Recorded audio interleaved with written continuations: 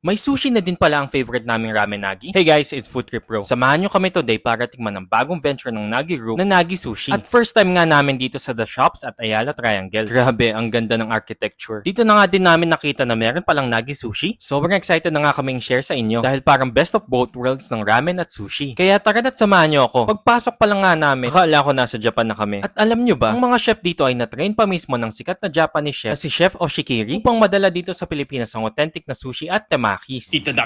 Paborito ko talaga ang manok guys. Kaya di pwedeng mawala ang chicken karaage sa order. Napaka-crunchy at juicy. At syempre, pwede ba naman mawala ang ramen sa ramen nagi? Ang in-order nga namin ay syempre ang OG na butaw ramen with pork belly. Unang higop mo pa lang ng broth, nakakabuhay talaga ng kaluluwa. Tignan nyo naman kung gaano kakapal ang pork belly. Basta talaga ramen nagi. Maapaw talaga ang rich umami flavor sa broth. The best ramen. At nakasulit pa talaga kami. Dahil set 3 itong in-order namin, maliban sa butaw ramen, kasama na din ang chutoro nigiri, akami nigiri, salmon nigiri, hamachi nigiri, unagi nigiri, katsuo nigiri, katsuo don, at torotaku temaki. Napaka-fresh at bagay na bagay talaga sa ramen. Nakakatuwa dahil first time din namin makatry ng sushi na may brown rice. Panalong panalo. Ano, nagkikrave ka na ba sa sushi at ramen? Tara na, subukan nyo na din ang Nagi Sushi dito sa Ayala Triangle.